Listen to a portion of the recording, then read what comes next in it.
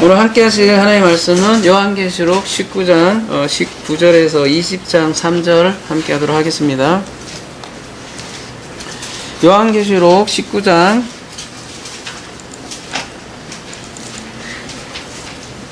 19절에서 20장 3절까지 함께 하도록 하겠습니다.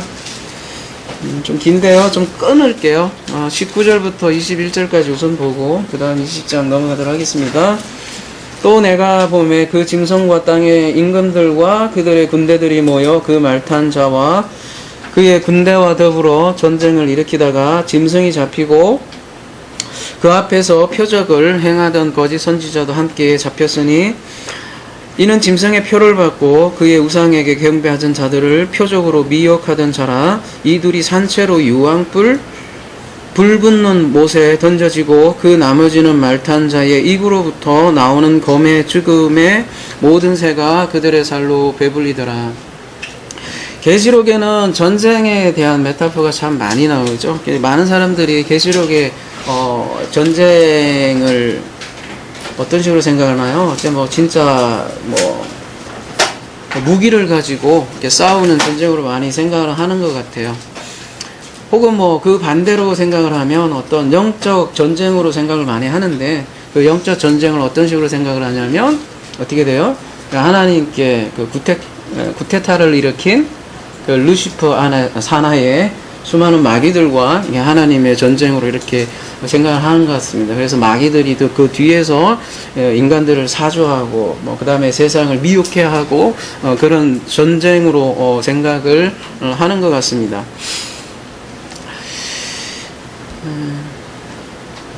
근데 그 계시록에서 말하는 전쟁이 무엇일까요? 그동안 우리가 참 많이 다뤄왔는데요. 오늘 또 한 번만 더 살펴본다면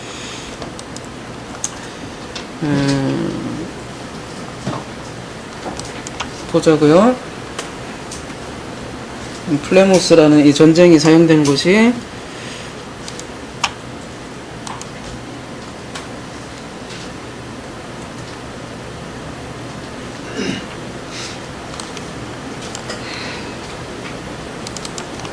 예, 20번인데요. 다 볼 수는 없고, 대표적으로 마태복음 24장에 보면 전쟁 얘기가 나오는데, 여러분 그 마태복음 24장 종말강화죠? 종말강화는 요한계시록하고 이렇게 뭐죠? 아주 밀접한 관련이 있다고 그랬죠?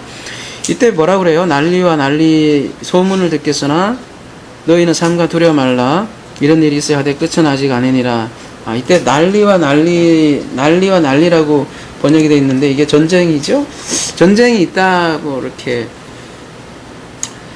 전쟁의 소문을 너희는 듣는다 하는데, 이 전쟁하면 우리가 히틀러 전쟁 그런 걸 많이 생각할 수도 있지만 마태복음 23장, 24장, 25장 문맥이 뭐라 그랬죠? 예루살렘 성전 멸망에 대한 전체 문맥은 그거라고 그랬어요. 그러니까 이 전쟁도 성전에 관련된 전쟁이다라고 생각을 해야겠죠. 그리고 마가복음, 누가복음 이쪽은 다 같은 그쪽 종말 쪽에 얘기 나오는 거고요. 주로 이제 전쟁이 많이 나오는 것이 이제 계시록에 많이 나오잖아요. 계시록 우리 9장 7절에 황충들의 모양은 전쟁을 위하여 예배한 말들 같고 이렇게 황충으로 얘기도 나오고 11장 7절 이쪽으로 가보면 여기도 보면 무적행으로부터 올라오는 짐승이 저희로 더불어 전쟁을 일으키고 이런 모양으로도 나오고요. 계시록 12장 7절 여러분 다 다뤘던 내용이에요. 한번 기억해 보세요. 하늘에 또 전쟁이 있는데 누구 전쟁이요? 미가엘과 그의 사자들이 용과 더불어 싸우는 그런 전쟁도 있고요. 계시록 12장 17절에는 이것도 마찬가지로 용이 여자하고 이렇게 싸우는 전쟁도 있고요. 되게 많네요. 계시록 13장 7절에는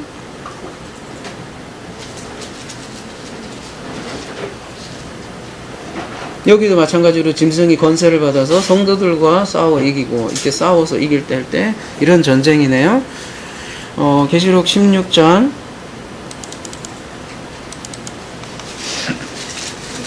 14절 저희는 귀신의 영이라 이적을 행하여 온 천하 임금들에게 가서 하나님 곧 전능하신 이의 큰 날에 전쟁을 위하여 그대를 모으더라. 이때 전쟁이 나오네요. 그 다음에 계시록 19장 19절에는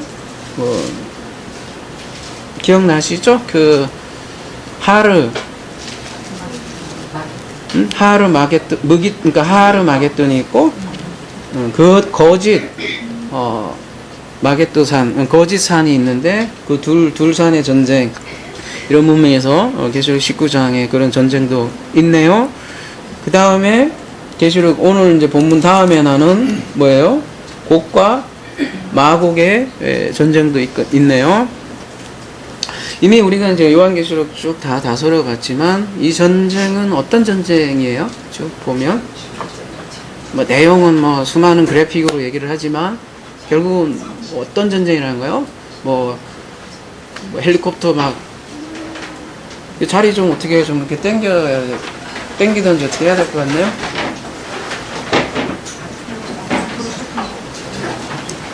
뭐 헬리콥터로 이렇게 막 치고 박는 뭐 핵폭탄 전쟁 그런 건 아니겠죠? 그리고 실제로 뭐 용, 짐승, 뭐 무적행 이런 수많은 언어들로 얘기를 하지만 그런 건 메시지를 전하기 위한 일종의 메타포죠. 결국 어떤 전쟁이라는 거죠? 그렇죠. 진리 전쟁의 모습을 이렇게 그린 것이죠. 그래서 그 인물로 영화로 따지면 그 인물로 채택한 것이 용이고 짐승이고 거짓 선지자들이라는 것이죠. 진리 전쟁이라는 건 다른 게 아니라 하나님 말씀을 가지고 그 하나님 말씀을 더럽힘으로 하나님을 대적하는 그런 전쟁이라는 것이죠. 사탄이 누구예요? 사탄의 실체가? 그래서 우리가 사탄의 실체라는 그 BMW도 여러분이 확인해 보세요. 그러면 하여튼 사탄의 그 정의는 뭐예요? 그러면 결국은 우리가 지금 진리 전쟁이라고 얘기를 했는데, 비진리의 영이고 그 비진리의 영을 가진 사람이 사탄이라는 거예요. 결국은 그 어떤 형이상학적인 우리가 추상적인 개념이 아니라 하나님을 대적하는 사람이 결국은 사탄이 되는 거예요.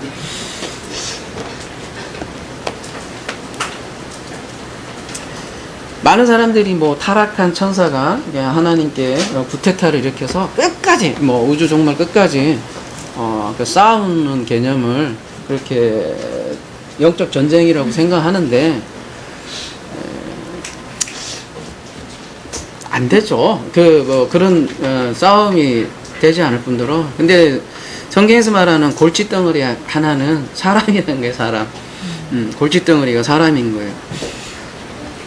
근데 계시록에서는 이 마귀, 사탄, 옛뱀을 같은 존재로 봐요. 근데 이제 사도 바울은 그 뱀을 누구로 해설을 해줘요? 고린도 후서에 의하면 마귀라고 그랬어요?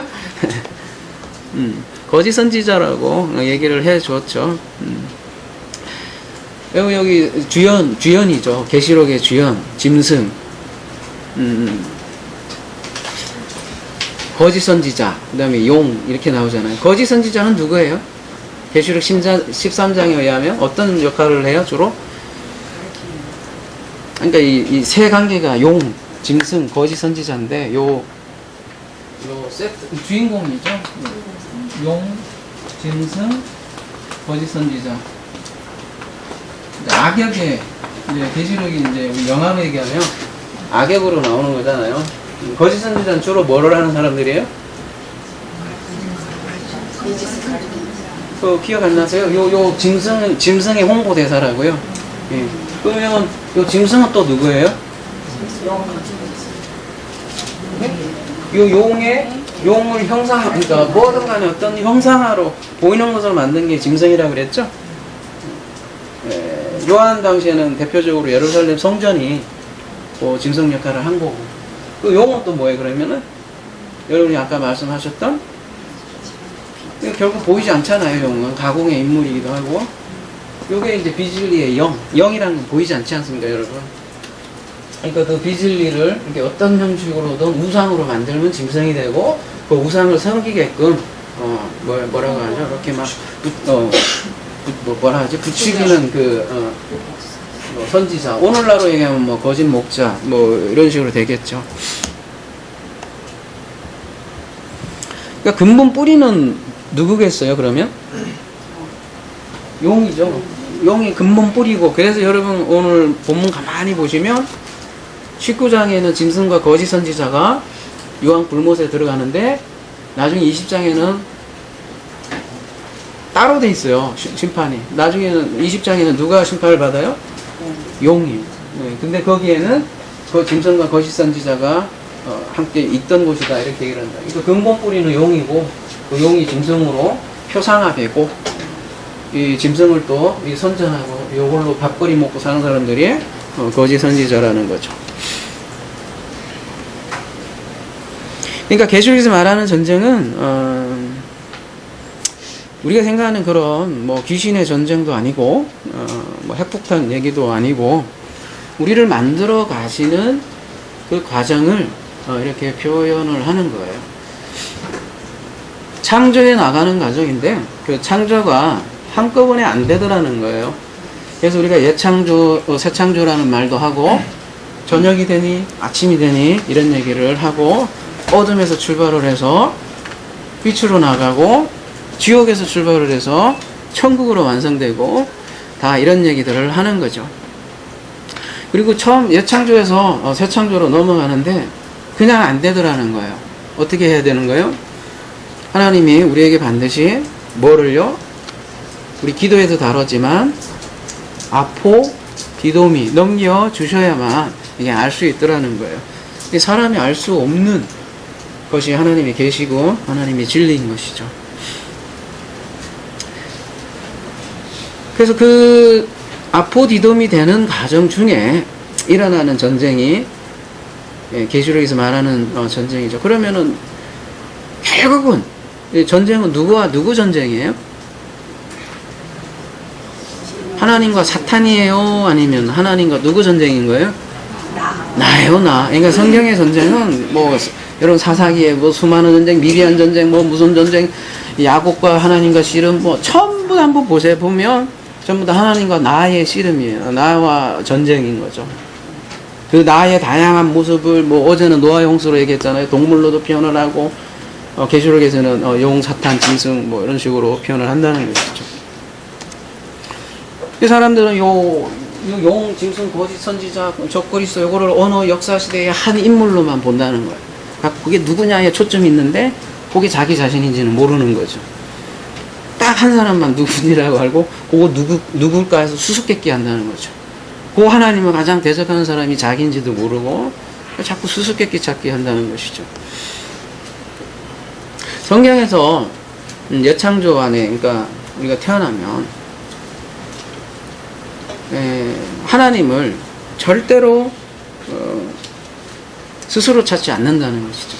우리가 프로시코마이 때도 얘기했지만 우리 교회 이름이 프로시코마이지만 원함인데 뭐뭐를 향한 원함이 프로시코마인데 원하지 않는다는 거예요. 누구는요? 죽은 존재들은, 네크로스들은 하나님을 원하지 않더라는 거예요. 그래서 하나님이 먼저 우리를 침공해서 들어오기 시작을 하는 거고 하나님이 먼저 우리를 무기를 내려놓게 만드는 과정이 우리 인생이고 성경에서 말하는 전쟁이라는 것이죠. 하나님께서 다 담아놓으셨는데 이 우주나 자연이나 우리 인간, 특별히 우리 인간에게 다 담아놨어요, 진리를. 근데 이거를 볼 수가 없어요. 알라고도 하지도 않고. 그래서 그거를 알게 해주는 것은 하나님께서 그래서 알려주셔야만 우리가 아는 것이죠. 근데 그거 알려주기 위해서 우리가 가지고 있는 것들을 내려놓기 위해서 하나님께서 전쟁을 펼치시는 것이죠.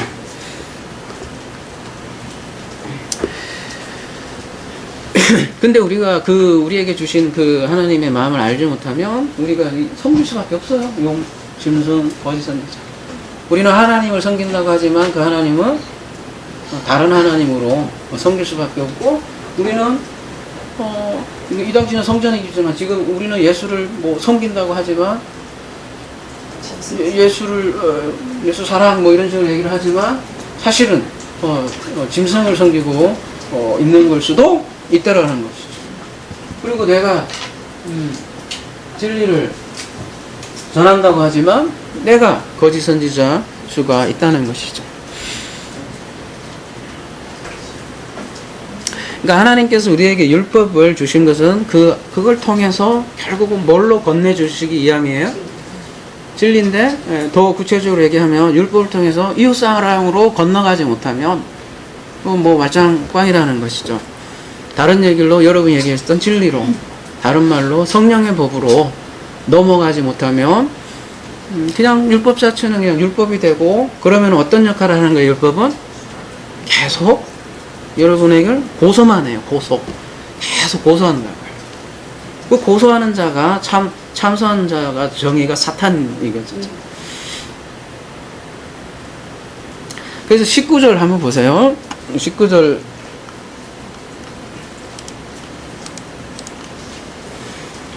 누구와 누가 싸워요? 짐승과 땅의 임금들과 그들의 군대들이 모여서 또 누구와? 그 말탄 자와, 그 말탄 자는 누구겠어요? 우리 지난주에 함께 했던 백마탄 그리스도겠죠? 그 다음에 누구와? 그의 군대와 더불어 전쟁을 한다는 거예요. 그러면 짐승과 땅의 임금들이라고 했는데, 그러면 짐승은 누구예요? 그러면 이제 정의는 쉽게 나오겠죠? 이게 뭐 나이기도 하지만 뭐 무조건 모르면 뭐 나하면 되긴 하지만, 우리가 이제 계시록 13장에서 이 짐승에 대해서 자세히 했으니까, 짐승은 어디에서 올라왔어요? 결국 바다에서 올라왔지. 그 다음에 거짓 선지자는 어디서 올라요? 땅에서 올라왔잖아요. 네, 13장 잘 생각해보세요. 이제 지나간 거니까. 바다에서 나왔다는 건 무슨 얘기일까요, 여러분? 왜 하필 짐승이 바다에서 나올까요? 창세기 1장에 의하면 바닷물은 무슨 물이겠어요? 아랫물이겠죠.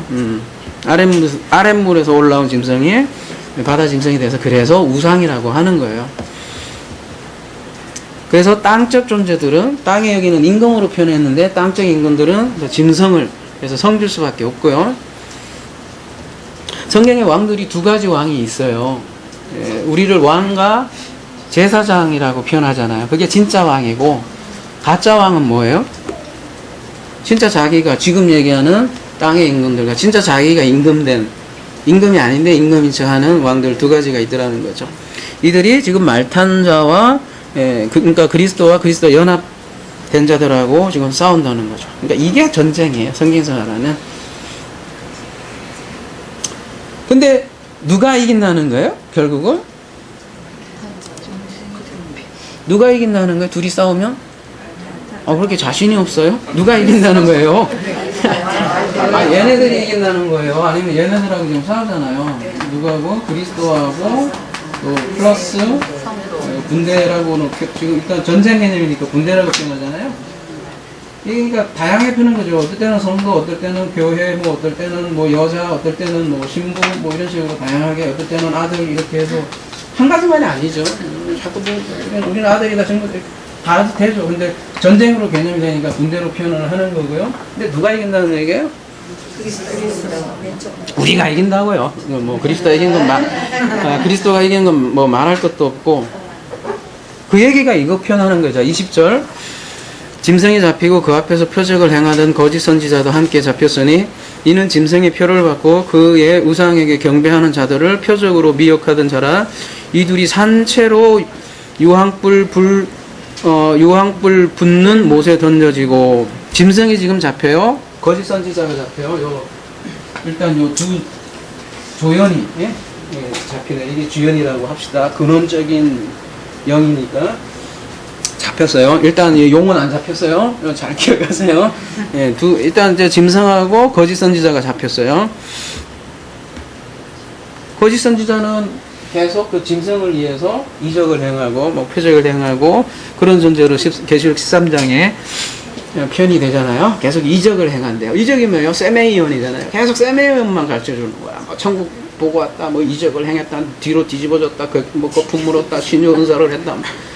근데 이게 다 뭐예요? 다 세메이언이라고. 다 표적이고 실체를 향하는 손가락인데 요거는 하나의 손가락일 뿐이라는 거예요. 그냥 이걸로 다 머무는 거죠. 실체를 주지 않고 계속 겉에 것만 주기 때문에 못 가는 거죠. 근데 그들이 어떻게 됐대요? 산채로 유황 불 붙는 못에 던져지고 이렇게 얘기해요. 이제 산채로 팍 던져지니까 어떤 역사의 특정 어떤 한 인물이나 뭐 어떤 그죠? 그놈들이 어떤 유황 불 붙는 데다가 팍 던져져 갖고 어떻게 해요? 사후에 지옥불에서 영원히 불타한다 이런 식으로 생각을 많이 하는데요. 여러분 문맥상 보세요. 문맥상 이게 무슨 얘기냐고요. 19장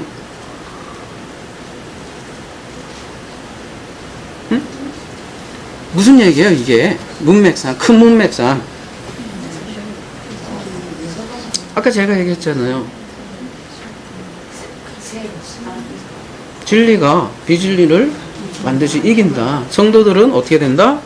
승리한다를 이렇게 이런 그림으로 보여주는 거예요. 그러니까 단순히 유황 불 붙는 거 이런 거에 굉장히 사람들은 관심이 많아. 이런 문장을 보면 그거에 관심이 많지만 전체의 그 주제 메시지는 그거란 말이에요.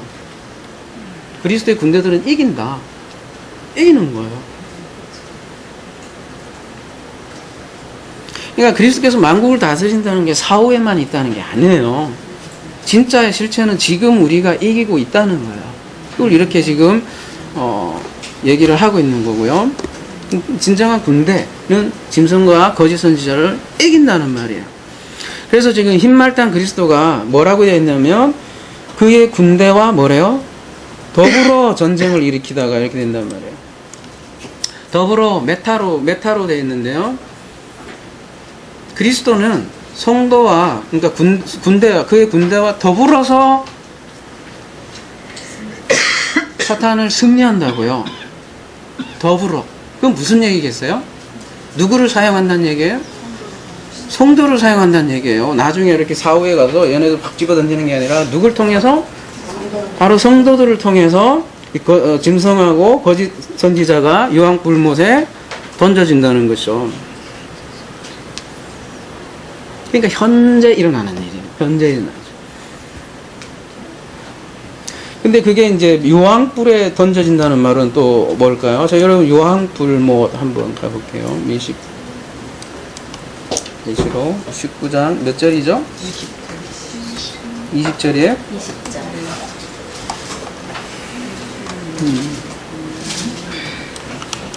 유황불 하면 어떤 뉘앙스가 딱 일단 들어요? 소돔과 고모라고 뭐 일단은 뭐 이렇게 열탕 그런 사우나 들어가면 막 하는 거 있잖아요. 막 그런 유황불 일단은 그런 메시지가 확 들죠, 그죠? 그 데이온인데요.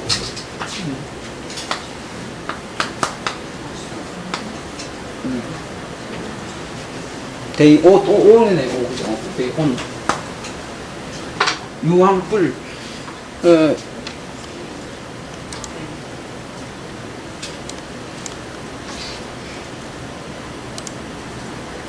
유황이 뭐냐? 왜 유황? 2304번 가볼게요. 2304번의 중성이래요. 뭐래요? 데이오스. 뭐래요? 신성에. 이게 유황, 우리는 심판, 사우나 불만 생각하지만, 유황의 그 어근 자체는 신성하고 관련이 되어 있네요. 즉, 갓. 그리고, 데이오스는 뭐에서 유래했대요? 13? 16. 뭐예요? 엄마? 데오스네, 그러면? 데오스에서 유래했네요, 이 데오스. 데오스가 뭐예요? 데오스가 뭐예요?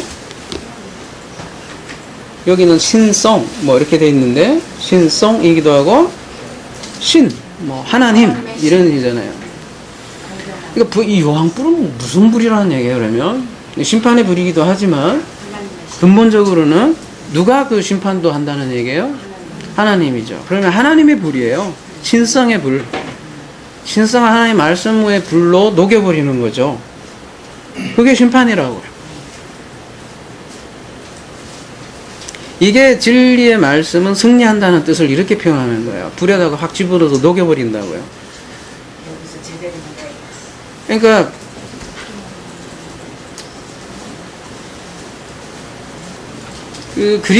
그 성도들과 함께 지금 전쟁을 한다고 하잖아요. 성도들을 사용해요. 그래서 성도들의 입을 통해서 진리가 선포되면 어떻게 되는 거예요? 거짓 선지자들의 우상이 태워서 없어진다는 거예요. 이게 이렇게 죽어서 이렇게 팍 집어 던지는 그런 문제가 아니라고요. 그들이 신성한 하나님의 불에 들어간다고요. 계시록 19장 21절 그 나머지 말탄 자의 입으로부터 나오는 검의 죽음에 모든 새가 그들의 살로 배불리더라. 이거 뭐 계속 우리가 많이 다뤘죠. 새에 대해서도 많이 다뤘고 뭐 입에서 나오는 검은 당연히 뭐겠습니까? 예, 하나님의 말씀으로 어떻게 된다는 거예요. 그들이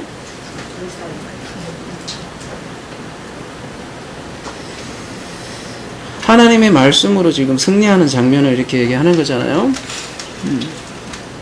그러니까 진리의 말씀으로 비질의 말들이 사라지는 장면을 이렇게 얘기하는 거고요.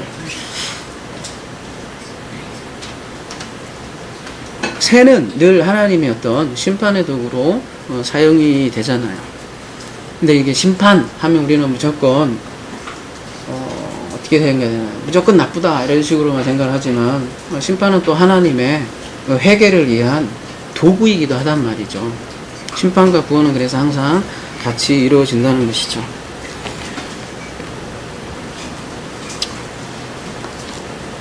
그러니까 이런 말씀을 좀 신화적으로 읽는 것에서 우리가 이제는 좀 벗어났으면 좋겠고요. 마찬가지로 사탄도 마찬가지로 좀 그런 것에서 좀 벗어나자 이거예요. 실제적인 우리의 얘기가 돼야 되고 우리의 말씀이 돼야 된다는 것이죠.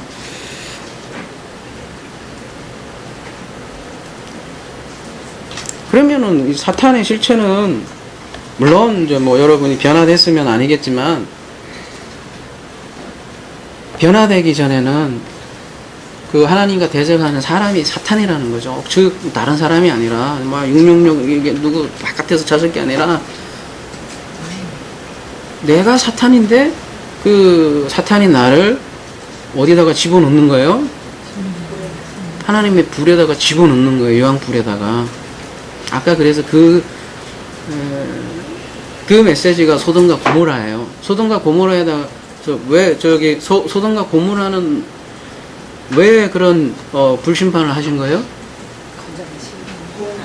구원하기 위함이에요. 누구를요? 그 가운데서도 롯을 구출해 내기 위함이잖아요. 그러니까 심판은 곧 구원을 위함이라는 것이죠. 아주 중요한 거예요. 저는 이 본인이 사탄인 걸 알면 그때부터 시작되는 거예요. 저에게 있어서 복음은 제가 사탄이다라는 걸 발견한 시점 이후부터 열리기 시작을 한 거예요. 그게 저에게 이원론이 깨졌어요. 저는 그 이후로 천사와 악마 이런 것들이 다 내 안에 공존해 있다는 것을 깨달았을 때 복음이 열린다는 거예요. 제만 사탄이야 이러면 이게 답이 안 보여요. 성경에. 그러니까 계시록이 다 나를 향한 전쟁을 얘기하는 거란 말이죠. 계시록 20장으로 넘어가겠습니다. 또 내가 보니 봄에 천사가 무적행의 열쇠와 큰 쇠사를 그의 손에 가지고 하늘로부터 내려와서 용을 잡으니 곧 옛뱀이요 마귀요 사탄이라 잡아서 1000년 동안 결박하여 무적행에 던져 넣어 잠그고 그 위에 임봉하여 1000년이 차도록 다시는 만국을 미어가지 못하게 하였는데 그 후에는 반드시 잠깐 노일이라. 지금은 뭐가 잡혀요? 네, 마지막 근원이 아까는 증성하고 거짓 선지자가 있는데 지금은 용을 불못에다 집어 던진 건 아니고 뭐래요? 결박한 거잖아요. 불못에다 완전히 던진 것도 더 뒤에 이제 to be continue 이제 영화로 얘기하면 뒤에 들어가는 거고 지금은 결박만 해놓는 거예요. 완전히 지금 불못에다 집어 던진 건 아니고.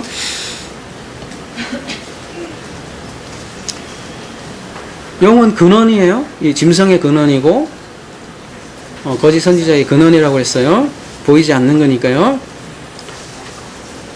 여러분 오늘 본문 보면서 용 나오고 무저객 나오고 천사 나오고 사탄 나오고 무저객 나오고 지방 방송 좀 해주세요. 많은 그 주인공들이 나오니까 사실은 이 세대주의처럼 이렇게 읽으면 되게 재미있잖아요. 막 흥미진진하고 어떻게 보면 세대주의들 해석을 보면 막 시대를 막 해석해 주는 것 같기도 하고 급박하게 돌아가는 것 같기도 하고 뭐 북한이 막 이렇게 이어가면 이제 마지막 때가 된 것 같기도 하고 뭐 중국이 이제 이렇게 세력이 커지면 막 그 세력이 다시 어떻게 곡과 마곡처럼 이렇게 돼갖고 밀어오는 것처럼 시대를 좀 다이나믹하게 이렇게 보이는 그런 해석을 해주는 것 같은데 사실 저희가 하는 메시지는 얼마나 그런 면에서는 밋밋해요. 맨날 어떻게 보면 여러분 말씀하신 대로 심플하고요. 근데 계시록도 제가 매일 얘기하지만 그냥 복음서의 근본적인 진술에 그냥 복음서 진술이라는 거죠. 늘 주연은 누구예요? 예수 그리스도고 조연 뭐 얘네들은 다 그냥 조연이고 항상 같아. 이렇게 뭐 바뀌지도 않고 사람들은 이제 뭐 영화를 봐도 좀 주연이 바뀌고 조연이 바뀌고 그래픽도 다양하고 막 수많은 장치가 들어가 있고 그래야 되게 재미있어 하잖아요.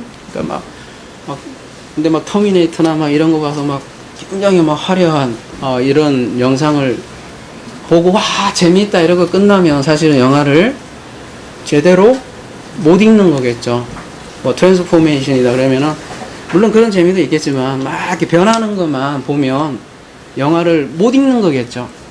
영화를 읽는다는 거는 뭐 예를 들어서 곡성을 최근에 개봉을 했어요. 근데 뭐 무섭다 뭐 이런 것만 보면 영화 왜 저래 왜 무당 나와 기독교 처음에는 누가복음 말씀 나왔는데 왜 무당 얘기 나와 막 이러면 재미가 없잖아요. 근데 그 안에 담긴 그 감동의 메시지를 읽으면 어떻게 되는 거예요? 다르거든요. 마찬가지라는 게 요한계시록도 막 이런 장치에만 이렇게 현역되면 세메이온에만 우리가 현역되고 그 메시지를 읽지 못한다는 거죠.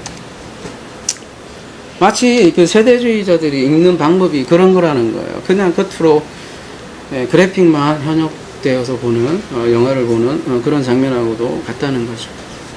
그러면은 복음이 아닌 예수님은 폭력군 예수가 되고 그에 맞서는 악마 이런 식으로 요한계시록이 읽혀질 수밖에 없는 거죠. 그러면은 뭐가 돼요? 복음과 상관없는 공포, 호러물이 되는 것이죠. 그래서 일반 교회에서는 계시록을 어떻게 해요? 거의 다루지 않아요. 다루지 않고 주로 어디에서 다룹니까?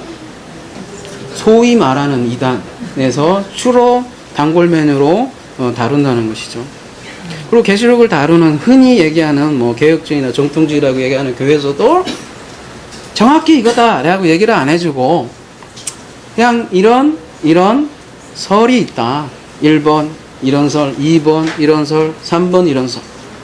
근데 나는 이거다 하고 얘기를 안 하고 그냥 이런 설이 있다 정도로만 그냥 소개하고 끝나고 마지막은 대충 뭐 도덕적인 적용으로 끝날 수 있다는 것이죠. 그 대표적인 본문이 뭐예요? 소위 천년 왕국이죠. 오늘 본문도 이제 제목을 천년 왕국이라고 했는데 천년 왕국에 대해서도 썰이 있어요. 썰이. 그래서 첫 번째는 무슨 설이 있어요? 여러분이 아는 대로 전천년설이 있고 잘 아시네요. 수천년설,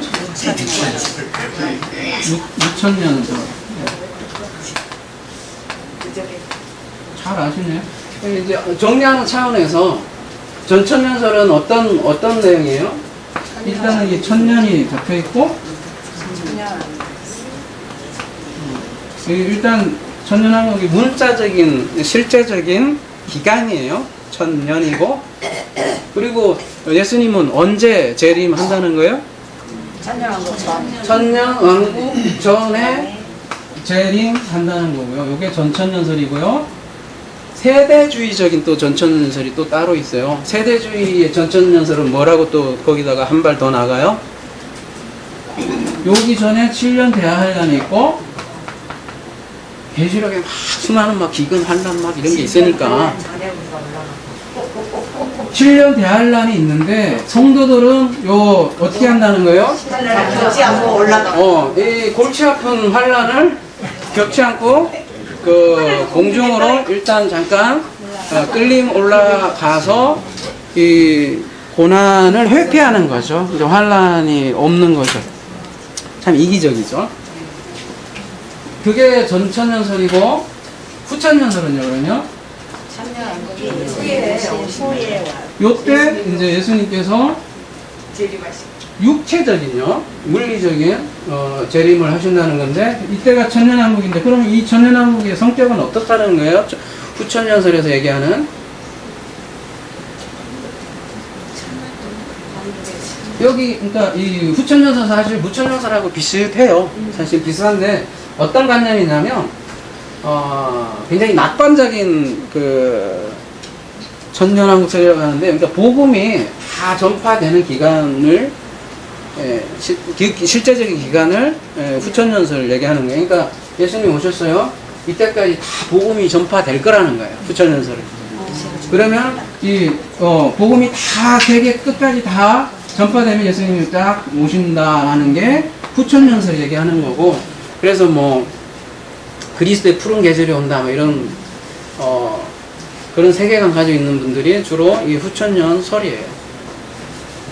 그럼 무천년설은요? 무천년설은 이제 이 둘은 실제적인 천년이라는 실제적인 기간을 얘기하는 데 비해서 무천년설은 어떤 거라는 거죠? 이거는 그냥 천년은 실제 기간이 아니라 상징이다 라고 얘기하는 거예요. 근데 우리 한국교회는 주로 어디겠어요? 예전에는요, 그러니까 옛날에 이제 뭐 박윤수 목사님이나 이렇게 초대에 이제 한국교회는 대부분 천년, 그러니까 전천년설이고 지금도 아마 굉장히 우세할 거고요.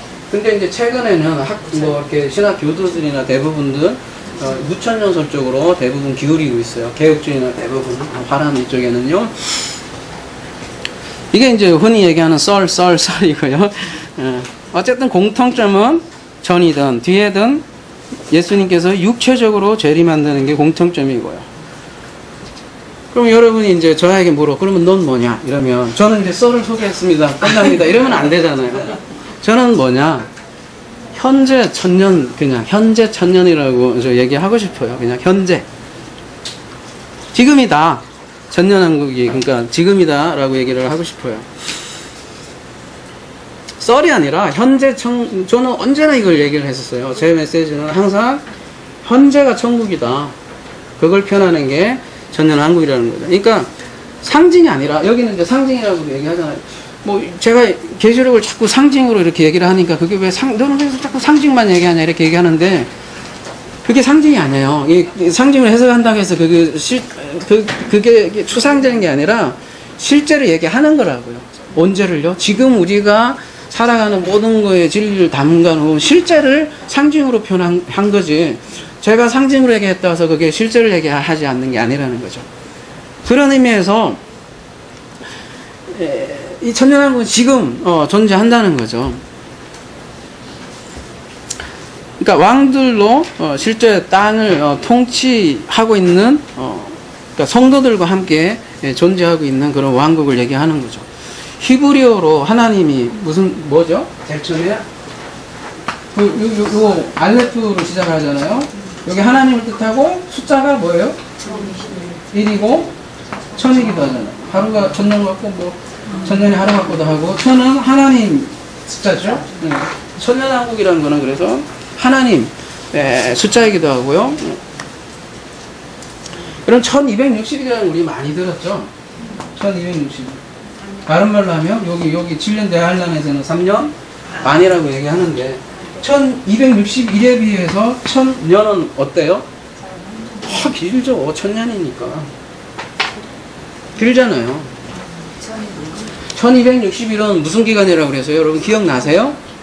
양육반. 그렇죠. 그 강야에서 양육받는 날이고, 그 기간이 혹은 환란의 날이라도 표현이 돼 있어요.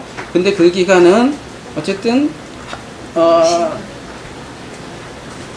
한때, 두 때 갑자기 반때로 딱 끊듯이 갑자기 이제 그 하나님 때가 되면 끝나는, 그러니까 그게 길지 않은 기간을 얘기하는 거고, 그에 비해서 1000년은 굉장히 상당히 긴 거예요. 이거 비교해서. 그러니까 하나님이 다스리는 그 기간이에요. 쉽게 얘기해서 죽는 날까지예요. 우리 개인 성도들 하나에게. 네.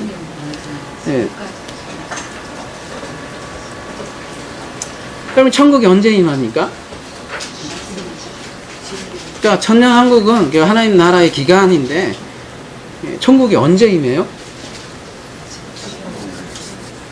오늘 계시록의 언어로 얘기하자면 언제 임하는 거예요? 여기 나온 대로 계시록의 언어로 얘기하면 사탄을 결박하는 그 날로부터 죽을 때까지를 천년왕국이라고 하죠. 그리고 이제 5절에는 이제 다음 주 이제 다룰 첫째 부활이죠. 성도들이 그래서 부활해서 지금 이미 그 살 동안 부활이라 그래요. 부활해서 일생 동안 왕노릇하는 기간, 이거를 천년이라고 하죠. 근데 이 천년이 계시록 20장에서만 시작한다고 많은 사람들이 생각하는데 실제로 계시록 오늘 아까 다뤘던 계시록 19장 19절에서 이미 시작을 한 거예요. 이게 다 따로따로 노는 게 아니라고요. 그러니까 계시록 20장만 천년왕국이 아니라 사실 계시록 전체가 다 계속 뭐 이 얘기를 하는 것 뿐이에요. 계시록 19장 19절에서 21절 아까 전쟁 얘기 했잖아요. 이 전쟁을 자세하게 그린 게 또 20장이라고요. 20장.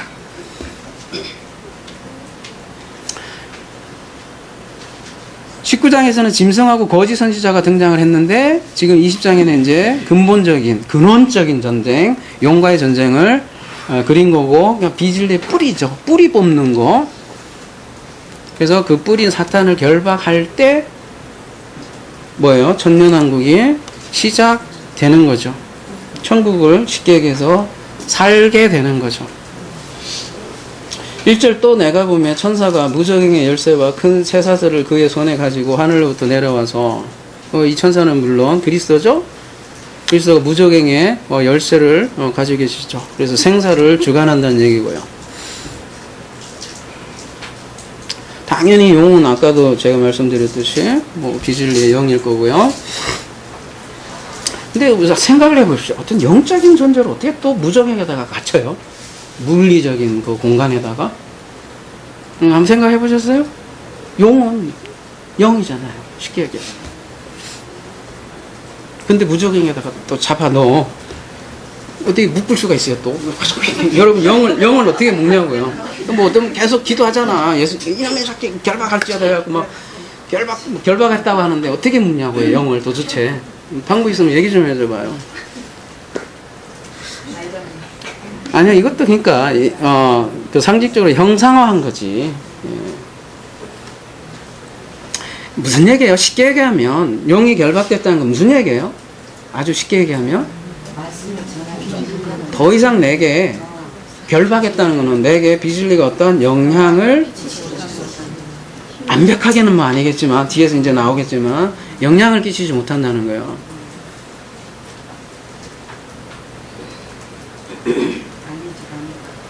그걸 그냥 다이내믹하게 표현한 게 이런 거죠. 뭐 영화를 여러분이 보신다고 생각하시면 돼요. 현대로 얘기하자면 그림 언어라고 성경은 그렇게 얘기했잖아요. 그림 언어를, 그 그림에 담긴 메시지를 보시면 되는 거죠. 근데 우리 자꾸 그래픽만 본다는 거예요. 혹은 자꾸 그림만 본다는 거예요. 이 그림도 있는데 자꾸 그냥 그림만 꼽네, 무섭네 이러고 끝난다는 메시지를 읽어야 되는데. 2절 용을 잡으니 곧 옛뱀이요 마귀요 사탄이라 잡아서 1000년 동안 결박하여.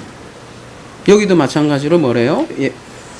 용이 옛뱀이고 마귀고 사탄이라고 하네요. 이거 어디서 많이 본 거죠? 이 표현이? 어디서 보셨죠? 계시록 12장에서 이미 우리가 살펴봤겠죠. 그러면 이제 우리가 12장에서 했던 내용을 조금만 기억만 한다면 이게 무슨 얘기인지 그냥 알겠죠? 물론 우리는 잘 잊어버리는 습성을 가지고 있어서 제가 다시 반복도 요거는 좀 해드릴 필요가 있는데 똑같은 내용이에요.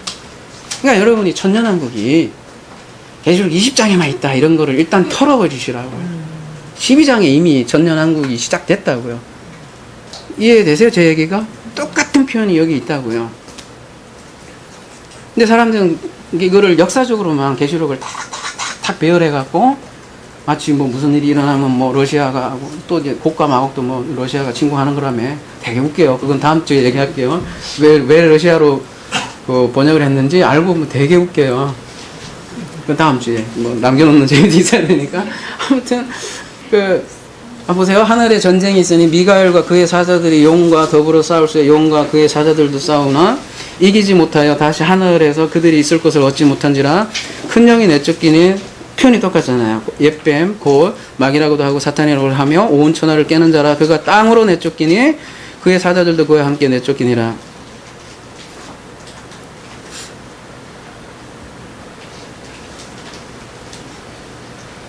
이 혼령, 옛뱀, 마귀, 사탄.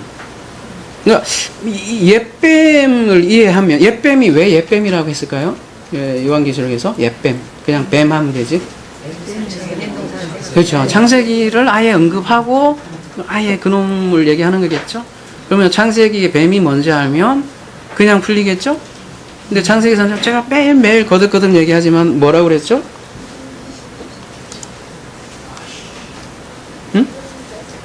아니 아까도 얘기했잖아요. 제가 뭐래요?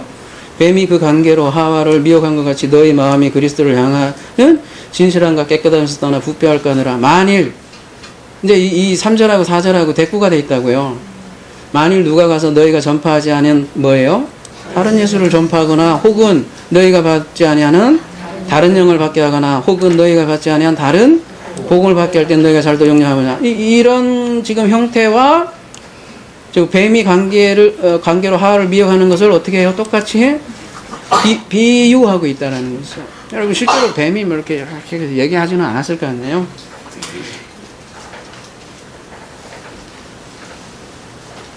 그래서 거짓 교사나 그 거짓 종교 지도자들을 이렇게 미혹하는 장면을 뱀으로 지금 사도 바울은 얘기를 하잖아요. 그래서 거짓 교사는 늘 지혜로운 말을 내어 뱉는데 가장 강조하더라 이런 얘기를 하는 거죠. 바리새인과 서기관들이 지혜로운 말을 많이 했지만 예수님 뭐래요? 독사의 새끼라 이렇게 얘기하잖아요. 독사의 새끼. 뭐 그게 욕도 될 수 있겠지만 저쪽 상징이 3장까지 언급해서 하신 얘기일 수도 있겠죠. 단순히 열받아서 한 얘기만이 아니라. 그리고 요한복음에서는 그를 뭐래요? 그들의 아비를 누구라 그래요? 마귀라고 해요. 마귀. 너희들은 하나님을 섬긴다고 생각하는지 모르겠는데 실제로는 마귀다. 그렇게 얘기를 하고 있는 것이죠. 이러한 사람들이 요한계시록 12장에서는 그러니까 이러한 영이 요한계시록 12장에서는 뭐 한대요? 쫓겨나죠. 네, 쫓겨나죠. 하늘에 있는 전쟁이라고 했는데 이게 어디에서 일어난다고 그랬어요? 그러면 하늘이면 또 막 그림 그려서 그 용과 막 이렇게 생각을 할지 모르지만 이게 어디에서 일어나는 일이라고 여러분 기억나세요? 특별히 우리 안에서 어디에서요? 성소에서, 특별히 지성소에서 일어나는 일이라고 말씀을 드린 걸로 기억을 하고 있어요. 그게 계시록 19장에서는 용어만 바꿔서 뭐라고 해요? 여기서는 쫓겨났다라고 얘기를 하고 계시록 19장에서는 뭐래요? 결박했다. 이런 얘기를 하잖아요. 자, 12장에서 쫓겨나는데 또 밑에서 또 딴짓거리를 하잖아요. 계시록 13장에서 결박을 해서 쫓겨났잖아요. 근데도 딴짓거리를 하잖아요.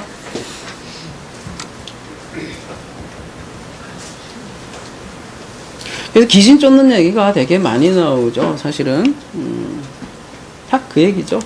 마가복음 16장 9절 누가 나와요? 막달라 마리아 나오는데 뭐라고 그래요? 귀신을 쫓아내어 주신 막달라 마리아가 제일 먼저 뭘 봐요? 부활을 목격하잖아요. 그죠? 거꾸로 얘기하면 귀신이 쫓겨나야 또 거꾸로 얘기하면 부활되면 귀신 쫓겨난다. 같은 등식이라는 거죠. 하필이면 막달라 마리아가 제일 먼저 예수님을 목도하는 이유가 뭐냐는 거죠. 그 다음에 누가복음 10장에도 이런 말씀을 하시죠. 70인이 기뻐하며 돌아와 이르되, 또 왜 하필 70인이에요, 그죠? 이것도 뭐 어제 노아의 홍수 때도 얘기했지만,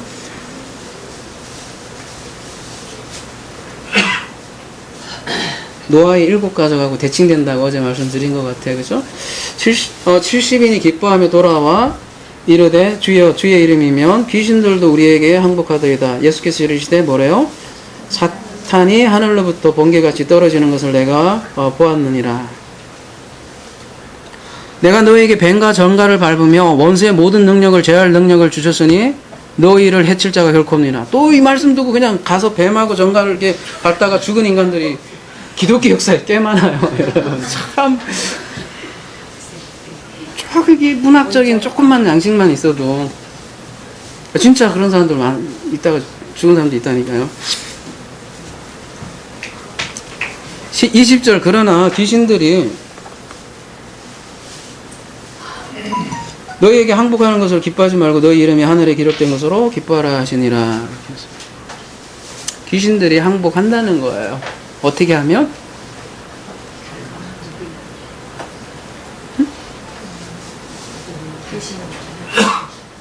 우리 오늘 요한계시록에 언어로 얘기하면 천년 왕국에 우리가 거하게 되면 천년과 천국이 임하면 다른 말로 예수 그리스도가 영으로 우리 안에 부활을 하면 그걸 4절에서는 첫째 부활이라고 해요. 그래서 살아서 왕노릇 한다고 한단 말이에요. 죽어서 왕노릇 하는 것도 아니고. 마태복음 12장 28절 그러나 내가 하나님의 성령을 힘입어 귀신을 쫓아내는 것이며 하나님의 나라가 이미 너에게 임하니라. 귀신을 성령을 힘입으면 귀신이 나간다고요. 여러분 사탄 쫓아내야 돼요. 그러니까 실제로 여러분 귀신 쫓아내야 돼요. 복음서에 일어났던 일들이 우리에게 일어나야 된다고. 그러면 우리가 뭘 산다? 천년 왕국에서 산다는 거죠. 그러니까 여러분 예전에 그런 기도 많이 했잖아요. 결박기도. 귀신아 떠날지어다 해갖고 절대 안 떠난다고요. 이건 제 경험이기도 하고 많이 해봤어요. 저도 점점 커져. 그놈의 귀신은 조그만 귀신 내쫓으면 더 커지고 간단 말이에요. 근데 진짜 이 성령을 힘입어서 진리가 내 안에 임하면 뭐 그냥 싸움 하향 가치가 아니 내가 귀신인데 뭐 누구하고 싸워.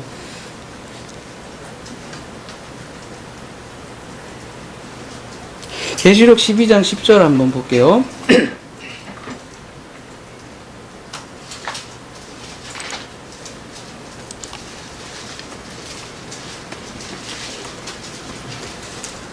사실은 떠날지 하는 그 인간이 귀신이에요.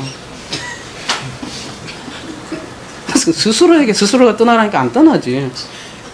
진짜 여러분 이게 성경적 개념이라고. 내가 또 들으니 하늘에 큰 음성이 있어 가로되 이제 우리 하나님의 구원의 능력과 나라와 또 그의 그리스도의 권세가 이루었으니 우리 형제들을 참소하던 자 곧 하나님 앞에서 밤낮 찬송하자가 쫓겨나고. 이거 계시록 12장 아까 연결해서 얘기하는 거잖아요. 형제들을 뭐 한대요? 참소한다고 하잖아요. 이 참소하는 자가 참소하는 자의 그 정의가 이게 사탄이에요. 사탄. 계속 참소하는 거예요. 내 안에서 계속 참소하는 거예요. 근데 요한복음 5장 45절에서는 놀랍게 구체적으로 누가 이렇게 참소를 하냐고 표현이 되냐면 누구라고 돼 있어? 기억나세요? 5장 45절 내가 너희를 아버지께 고발할까 생각지 말라. 너희를 고발하는 이가 있으니 곧 너희가 바라는 자 누구래요? 모세가 고발한대요. 와 죽겠어. 46절 모세를 믿었더라면 또 나를 믿었으니 이는 그가 내게 대하여 기록하였습니다. 다름이 아니라 모세가 고발한다고요. 사도 바울의 언어하고 똑같죠. 율법이 우리를 끊임없이 고소를 한다는 거예요. 그런데 하늘에서 전쟁을 이긴 자들은 이런 고소자를 어떻게 된다는 거예요? 쫓아낸다는 거죠. 그러니까 더 이상 누구에게 시달리지 않아요? 네, 사탄에게 더 이상 시달리지 않는 거예요. 그러니까 사탄의 실체를 알므로써 그 고소에서 완전히 벗어나고요. 완전히 벗어나는 거예요. 완전히, 여러분. 완전히 벗어나는 거죠. 그렇지 않으면 허상을 놓고요, 여러분. 허상. 사탄은 허상이에요. 그걸 우상이라고 한단 말이에요. 우상. 다른 하나님, 그 놓고 싸운다니까요.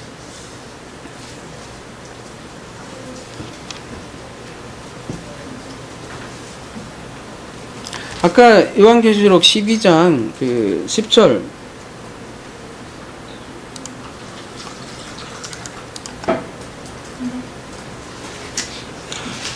그래서 이제 우리 하나님의 구원과 능력과 나라와 또 그의 그리스도의 건세가 나타났으니 이러잖아요. 근데 이게 구원과 능력과 인데 하나님의 자녀가 되는 권세를 가졌으니 이러잖아요. 영접하는 자 곧 응? 그는 그 이름 믿는 자는 능력이 있다고 하는데 여러분 그 능력 받으셨어요? 응? 그러면 그 능력이 뭐예요? 이게 두나미스인데 이게 복음의 능력이에요. 그 복음의 능력을 가지면 권세가 나타나는데 이 권세는 뭐예요? 이게 엑수시아라고 하는데요. 이 엑수시아가 성경에서는 전부 다 귀신 쫓는 데 많이 사용이 돼요. 즉 여러분 복음의 능력을 가지고 있으면 뭐를 쫓아낼 수 있어야 돼요? 그러니까 여러분 귀신 쫓는 능력이 있어야 돼요. 그게 영접하는 자 곧 그 이름을 믿는 자들은 그 권세를 받는다는 거예요. 권세를. 복음 자체에 능력이 있고요. 두나미스가 있고요. 두나미스가 있으면 반드시 엑수시아가 나타난다고요. 나타나요. 그게 건네주면 구제가 되고 기도가 돼서 그 사람에게 치료가 난다고요. 그게 치유고요.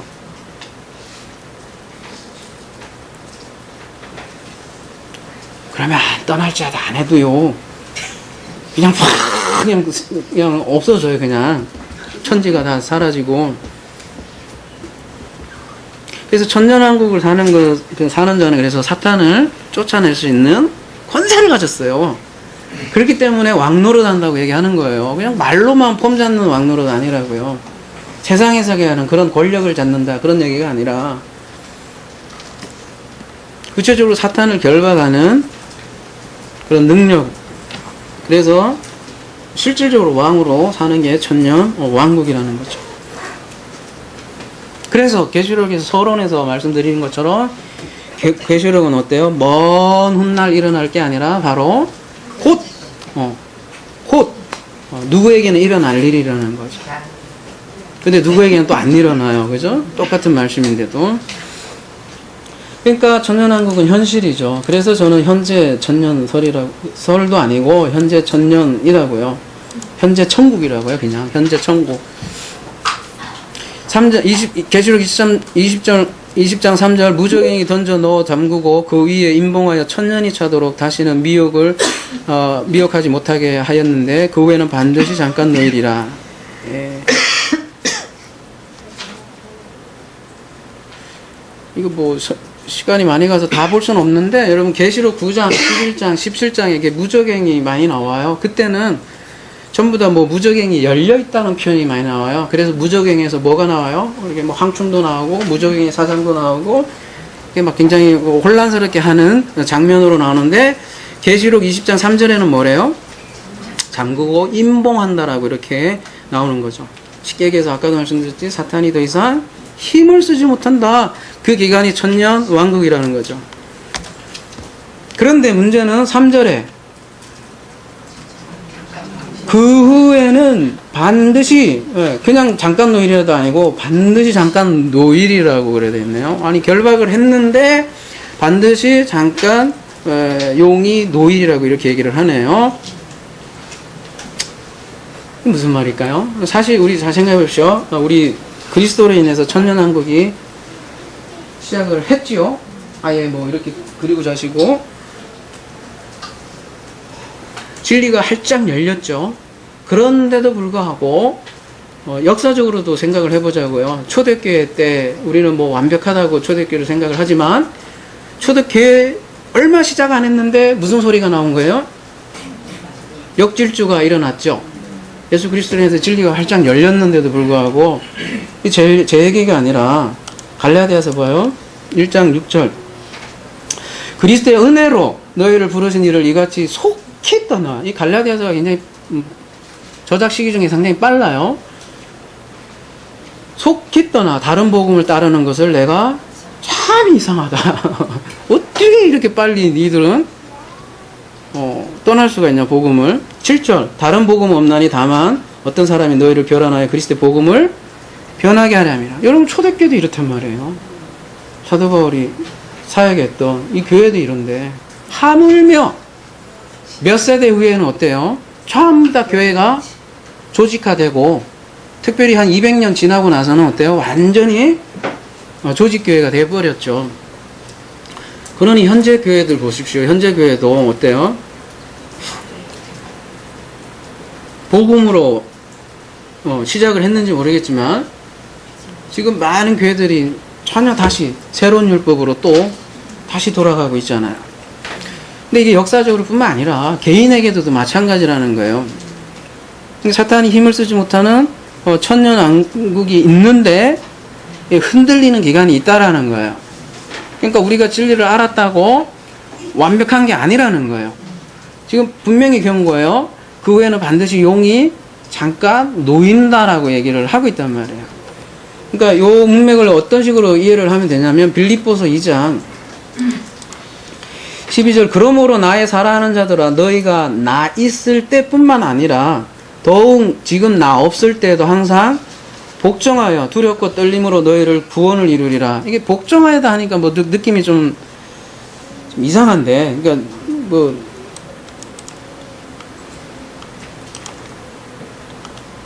내 말 잘 들은 것처럼 뭐 그쪽에 사역자가 있나? 그래 그 사역자의 말을 복종하라 이런 뜻으로 보일 줄 모르겠는데 봅시다.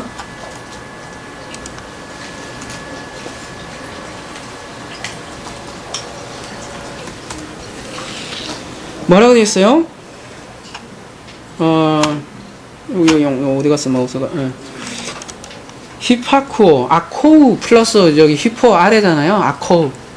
산상순에서 너희는 이렇게 들었으나 나는 이렇게 말하노니 할 때 그 아코우에 듣는 거예요. 뭐뭐 아래 듣는다. 뭐예요, 그러면? 잘 듣는 거예요. 주의 깊게 듣는다. listen 이라는 개념이에요. 그냥 듣는 게 아니라 아주 carefully listen 하는 거거든요. 히브리어로 얘기하면 쉐마예요, 쉐마. 그러니까 나의 사랑이라는 존재들아, 사랑이라는 존재들아, 너희가 항상 주의 깊게 들은 것처럼 나 있을 때도 주의 깊게 너희가 들었는데 항상 쉐마해라. 그 얘기예요. 그리고 뭐래요? 너희 구원을 어떻게 하래요? 이루라. 이루라란 말이 뭘까요? 성취하다, 완수하다, 마치다.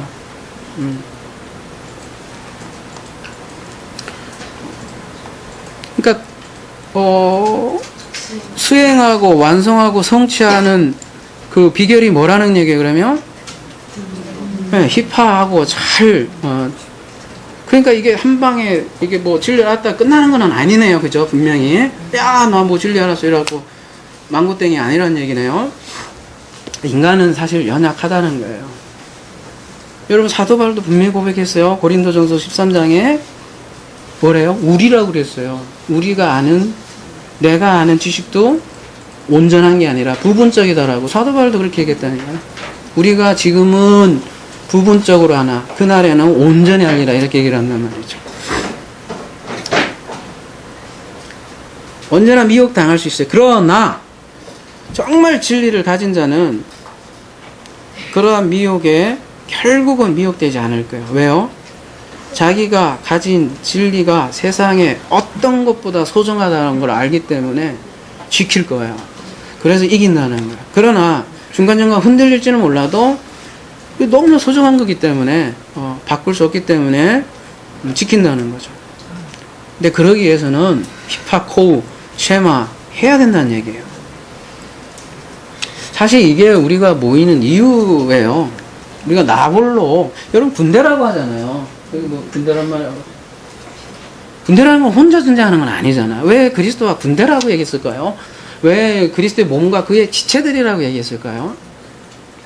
왜 혼자 이렇게 해도 뭐 불교처럼 혼자 쪽 산에 가서 딱딱하고, 기독교는 그렇게 얘기를 하지 않을까요? 왜 군대라고 표현을 하냐는 거죠. 군대라는 건 뭔가 이게 정렬이 돼 있는 거거든요. 성막 구조 자체도 탁탁탁탁 돼 있어서 12만 해서 14만 이루잖아요.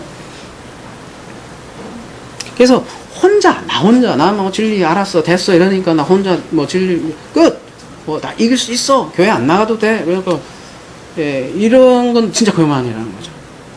제가 뭐 그런 얘기 많이 했어요. 좀 흩어지라고 얘기는 많이 했는데 흩어지라고 한 게 교회 무용론을 주장한 게 아니에요. 더 이상 뭐 여기서 이렇게 만약에 뭐 더 이상 저한테 받을 게 없다면 나가서 또 다른 형태로 진리를 흘려주면서 그리고 저가 공동체에 있으면서 배우는 것도 많거든요. 결코 제가 만약에 혼자 있으면 이 자리에 설 수 없어요. 여러분이 있기 때문에 같이 이렇게 교환하면서 말씀도 연구가 되는 거고 되는 거예요. 그러니까 저는 교회 무용론을 주장은 아니에요. 흩어지라고 한 거지. 흩어지라는 거하고 교회 무용론은 달라요. 근데 최근에 아예 교회 무용론까지 주장하신 분이 좀 있더라는 거예요. 아예 그냥 교회 필요 없어. 안 나와도 되고 뭐 교회 나오면 사탄이고 이런 얘기까지 하는 거는 심하다는 거예요. 극단이라는 거죠. 그래서 저는 모이고 흩어지고 이게 생물체라는 거죠. 교회는 살아 움직이는 거. 그리고 그렇잖아요. 여러분이 모여서 뭐를 나누겠어요. 여러분 11조 때도 얘기를 했지만 11조라는 게 뭐라고 그랬죠 제가? 예? 여러 가지 개념이 있었지만 기억나세요? 전리품이라는 얘기 제가 안 하셨나요? 예. 그 돈 나누는 게 아니라 전리품 나누는 거라고 얘기했잖아요. 여러분도 모여서 뭐 할 거냐고요. 서로의 전리품 나눠야 될 거 아니에요. 예? 이기는 방법 서로 나누고 혹은 어떨 때 안 괴로우세요? 여러분 진리를 알았다고 정말 망고 해피해요? 아니 어디 가서 얘기할 거 없는 그런 외로움도 있잖아요. 여기 와서 나누는 거죠. 그렇게 전리품 나누는 것이 우리 모임이기도 하겠고요. 그래서 모였다가 흩어졌다가 그렇게 하는 것이 우리 이 말씀을 통해서도 전년한국의 실체를 알 수 있는 것이죠.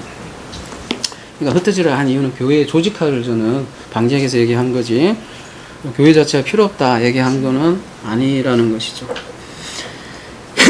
그래서 서로 돕자는 거죠. 여러분도 저를 도와야 되고 서로 어떻게 해요? 넘어지지 않고 두렵고 떨림으로 구원을 어떻게 해야 돼요? 완성할 수 있도록 서로 돕는 것이 지체라는 것이죠. 아무쪼록 미혹당하지 않고 구원을 성취할 수 있도록 그래서 천년왕국을 이 땅에서 누리는 저와 여러분이 되기를 우리 예수 그리스도의 이름으로 기도합니다. 아멘.